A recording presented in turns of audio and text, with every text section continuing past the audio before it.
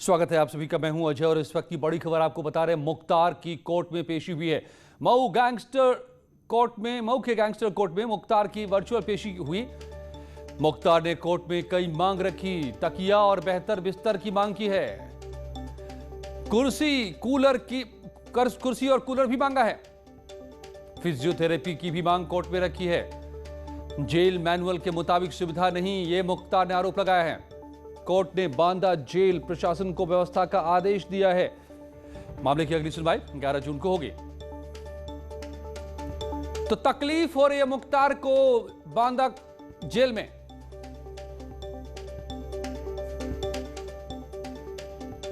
ऐसी थी जिसमें प्रोसिक्यूशन चाहता था कि उनको जेल बांदा से मऊ न्यायालय में प्रेषित किया जाए, लेकिन मैंने एक दरखास्त दिया, ऑनरेबल सुप्रीम कोर्ट की व्यवस्था भी दिया, जिसे उनकी कोर्ट ने दोनों पक्षों को सुनने के बाद कहा कि नहीं, वीडियो कॉन्फ्रेंसिंग से उनकी पेशी सुनिश्चित की जाए। और वीडियो कॉन्फ्रेंसिंग से उनकी पेशी सुनिश्चित हुई। 11/6 की डेट में कर रहे थे।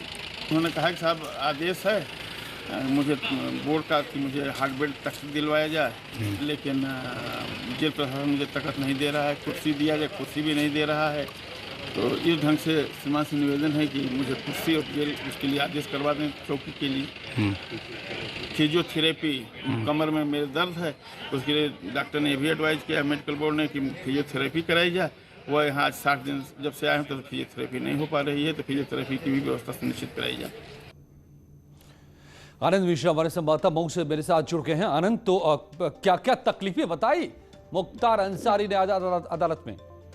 जी, आपको बता दें मुख्तार अंसारी की आज उन्होंने वीडियो कॉन्फ्रेंसिंग के माध्यम से फास्ट ट्रैक कोर्ट में पेशी थी गैंगस्टर एक मामले में, जिसमें उन्होंने कहा कि हमारे फिजियोथेरेपी की डॉक्टर की जरूरत है और हमें एक चौकी तकिया की जरूरत है, जो जेल में में नहीं मिल पा रहा है, जिसकी मुहैया कराने के लिए उन्होंने जज से मांग की है। और उसके बाद उन्होंने उसकी एक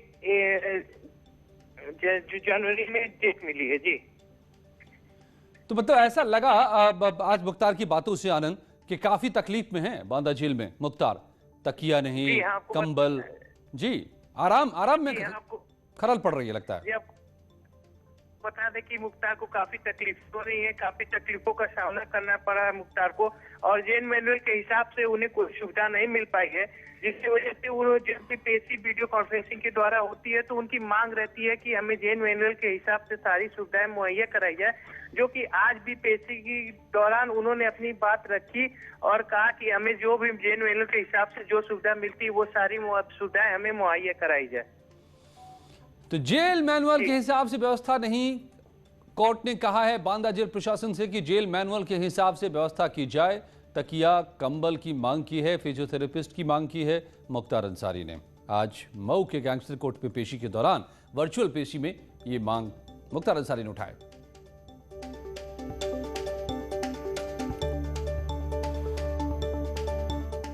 और सूत्रों के हवाले से बड़ी खबर आ रही है। वैक्सीन को लेकर भारत सरकार का बड़ा कदम। विदेशी वैक्सीनों को मंजूरी की प्रक्रिया तेज की जा रही है। विदेशी टीकों का भी इस्तेमाल किया जाएगा। भारत टीकाकरण में तेजी लाने के लिए कदम उठा रहा है। WHO की लिस्ट में शामिल वैक्सीन पर फोकस किया जा रहा है। पहले 100 लोगों की ग्रुप को दी जाएगी वैक्सीन। ग्रुप की 7 दिनों तक निगरानी की जाएगी और फिर उसके बाद वैक्सीन का इस्तेमाल होगा, यानी कि पहले एक छोटा सा ट्रायल किया जाएगा। हालांकि WHO ने मंजूरी दी हुई है जिन वैक्सीनों को, उन्हीं के आयात की तैयारी हो रही है, मगर फिर भी एक बार भारत के लोगों पर 100 लोगों पर ट्रायल भी किया जाएगा। रंजीता झा हमारी संवाददाता मेरे साथ जुड़ गए। रंजीता, तो अब जाकर लगता है कि वैक्सीन लाने की तैयारी हो रही है बड़े पैमाने पर दुनिया भर से।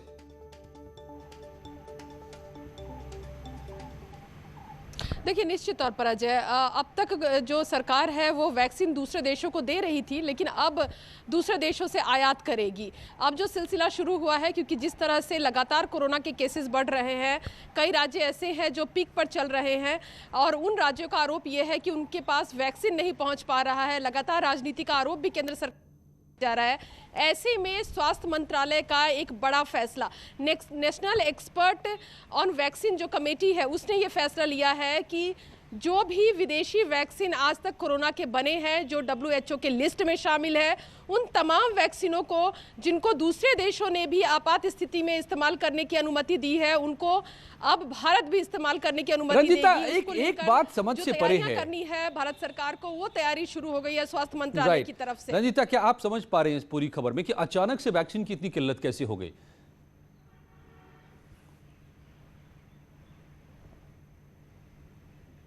देखिए, अलग अलग राज्यों की अलग अलग दलील है। राज्य जो कांग्रेस शासित प्रदेश है या कांग्रेस की सहमति से जो सरकारें बनी है, उनकी शिकायतें ज़्यादा है। देखिए, कहीं ना कहीं अजय, राजनीति या तो केंद्र सरकार झूठ बोल रही है या राज्य सरकारें झूठ बोल रही है। इन दोनों में से कोई तो झूठ बोल रहा है, क्योंकि एक तरफ केंद्र सरकार और स्वास्थ्य मंत्रालय डाटा पेश करती है कि किस तरह से उनको कोरोना वैक्सीन, जितना भी वो मांग रहे हैं उससे ज़्यादा कोरोना वैक्सीन उनको मिल रहे हैं।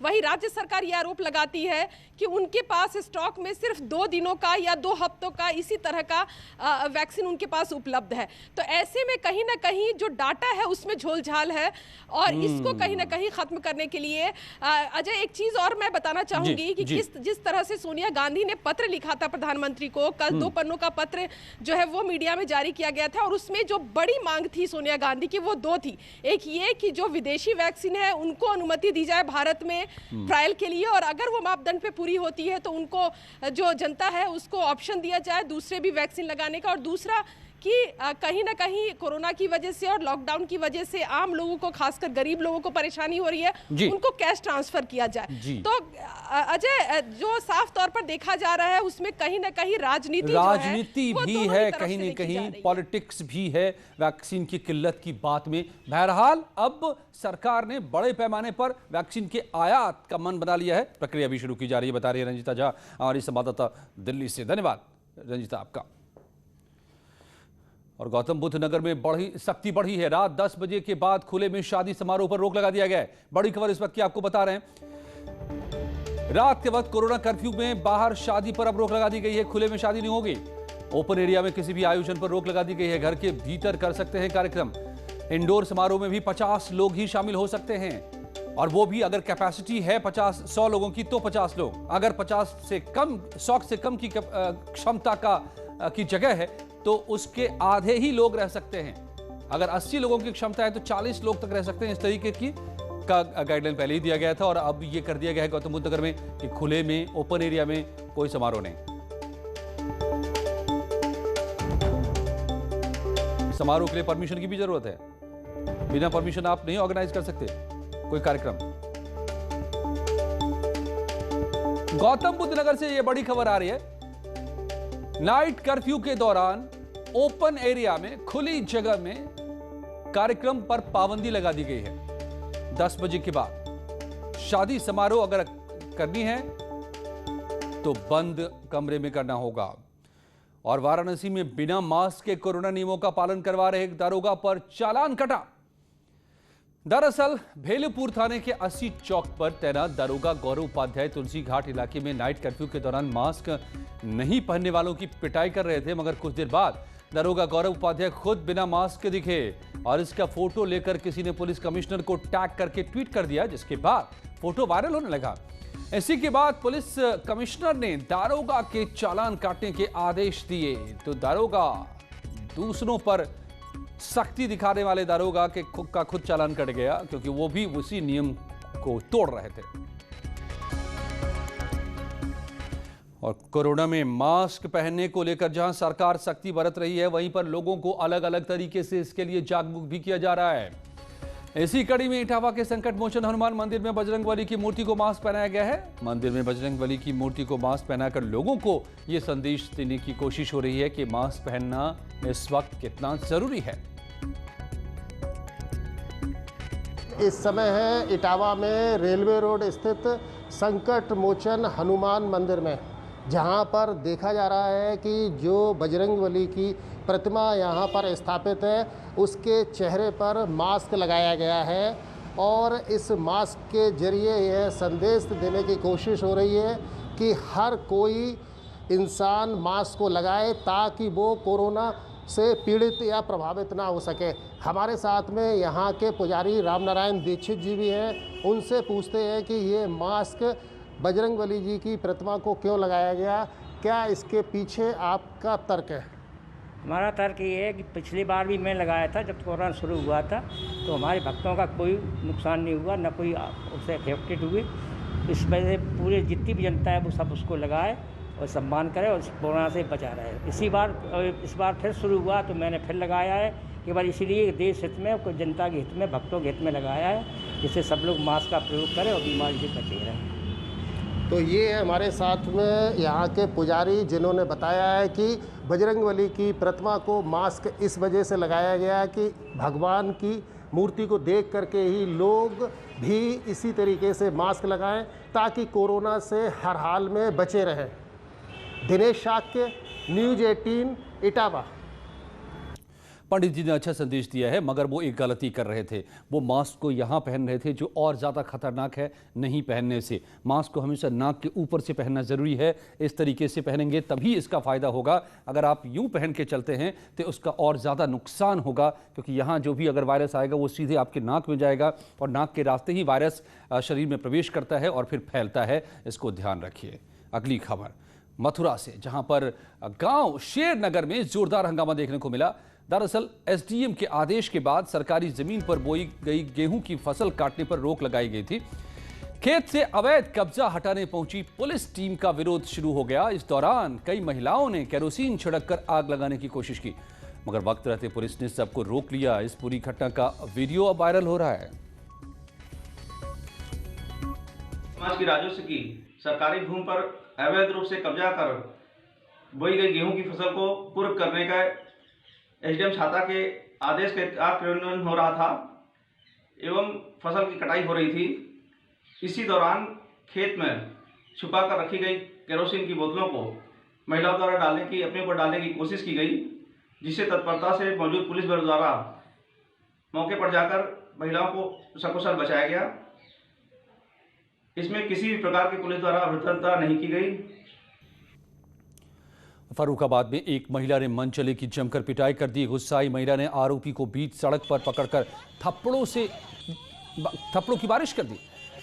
जानकारी के मुताबिक ये आरोपी लगातार महिला का कई दिनों से पीछा कर रहा था, महिला से अश्लील हरकतें करता था। परेशान महिला ने आज मनचले की खबर ले ली। हालांकि पिटाई के बाद आरोपी वहां से फरार हो गया, मगर फर्रुखाबाद में शहदों के आतंक से महिलाएं परेशान हैं। आए दिन इस तरह की घटनाएं सामने आ रही हैं।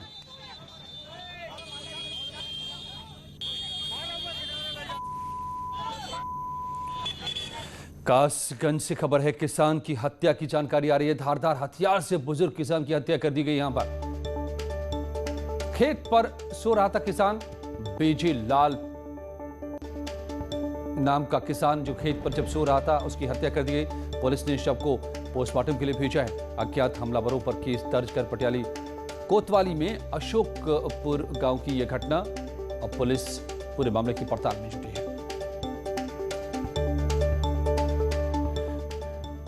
लखीमपुर खीरी में पुलिस मुठभेड़ के दौरान नशा तस्कर रेशम सिंह उर्फ राजू को उसके दो साथियों के साथ धर दबोचा। मामला लखीमपुर खीरी के तिकुनिया कोतवाली इलाके के मढ़ईपुर गांव का है, जहां पुलिस को मुखबिर से खबर मिली थी। कुख्यात बदमाश रेशम सिंह अपने दो साथियों के साथ कहीं जा रहा था। पुलिस और एसओजी की टीम ने घेराबंदी करके उसे रोकने की कोशिश की, मगर आरोपियों ने पुलिस पार्टी पर फायरिंग कर दिया। जवाबी कार्रवाई में बदमाश रेशम सिंह के पैर में गोली लगी, जिसके बाद पुलिस ने तीनों को गिरफ्तार किया। एक मोटरसाइकिल पे 3 संदिग्ध व्यक्तियों को रोकने का प्रयास किया गया, तो उनके द्वारा पुलिस पर फायरिंग की गई। जवाबी फायरिंग में एक संदिग्ध व्यक्ति घायल हो गया। मौके पर तीनों अभियुक्तों को पुलिस के द्वारा हिरासत में लिया गया। उनके कब्जे से आधा किलो अफीम, एक प्लेटिना मोटरसाइकिल, एक कंट्री मेड पिस्टल, एक लाइव कार्ट्रिज पुलिस द्वारा बरामद किया गया। घायल को प्राथमिक उपचार हेतु सीएचसी में भर्ती कराया गया है। प्रकरण में सुसंगत धाराओं में अभियोग पंजीकृत कर अग्रिम विधिक कार्रवाई की जा रही है। और प्रयागराज से बड़ी खबर है, ज्ञानवापी मस्जिद मामले में हाई कोर्ट में याचिका दाखिल की गई है। एएसआई जांच के आदेश पर रोक लगाने की मांग याचिका में। वाराणसी कोर्ट ने मस्जिद जांच के आदेश दिए हैं। मस्जिद में एएसआई की जांच के आदेश दिए थे और इसी के खिलाफ ये याचिका दाखिल की गई है हाई कोर्ट में। वाराणसी कोर्ट ने यह आदेश दिया था। अंजुमन इंतजामिया कमेटी ने याचिका लगाई है। जल्द सुनवाई कर वाराणसी कोर्ट के फैसले पर रोक लगाने की मांग की है। 15 मार्च को हाई कोर्ट ने फैसला सुरक्षित रखा था।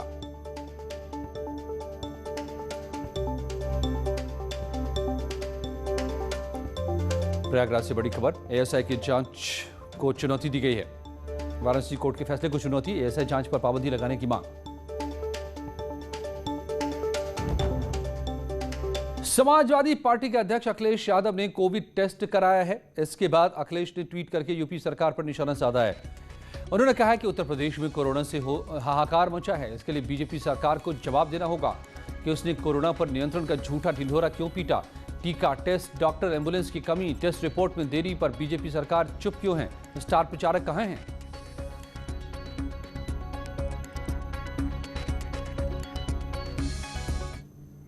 लौटते हैं कुछ ही पलों में और खबरों के साथ।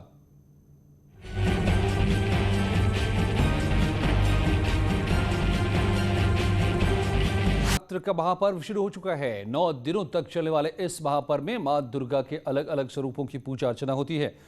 पहले दिन मां शैलपुत्री की पूजा के लिए मंदिरों में लोगों की कतार दिखी। कोरोना के कारण मंदिरों में पूजा के लिए गाइडलाइंस भी जारी किए गए हैं। ज्यादातर मंदिरों में इन गाइडलाइंस का पालन होता हुआ भी दिखा।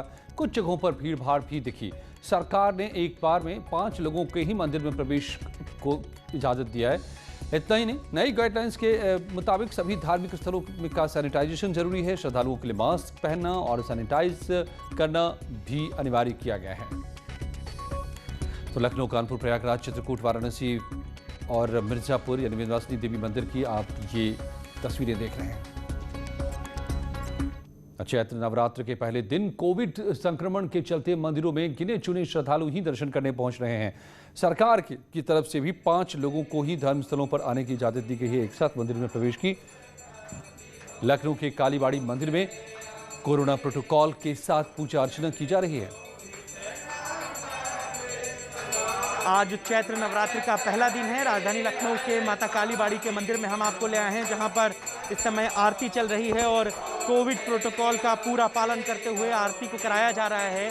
आरती के लिए इस समय मंदिर के परिसर के जो कमेटी के लोग हैं वही लोग मौजूद हैं। इसके अलावा किसी भी बाहरी श्रद्धालु को मंदिर प्रांगण में आने की जो है वो इजाज़त नहीं दी जा रही है। साथ ही साथ जो कोविड के प्रोटोकॉल हैं, जो कोविड गाइडलाइन हैं, उनको पालन कराने की हर संभव जो है कोशिश की जा रही है। जो आम श्रद्धालु हैं आप देखिए उनको नीचे दरवाजे के ही पास जो है वो रोक दिया गया है, दरवाजे को बंद कर दिया गया है। किसी को भी अंदर आने की इजाज़त नहीं दी जा रही है। और न्यूज़ 18 भी अपने दर्शकों से इस बात की अपील करता है कि हम आपको जो है वो मंदिर प्रांगणों से दर्शन करा रहे हैं, हम आपको दिखा रहे हैं कि किस तरह मंदिरों में माता की पूजा अर्चना की जा रही है। लिहाजा इस कोविड के संक्रमण काल में आप घर बैठे दर्शन करें।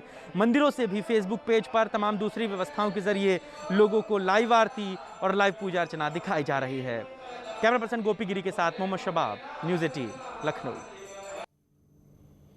कुछ ही पलों में जारी है यहाँ बाकी खबरों का सिलसिला।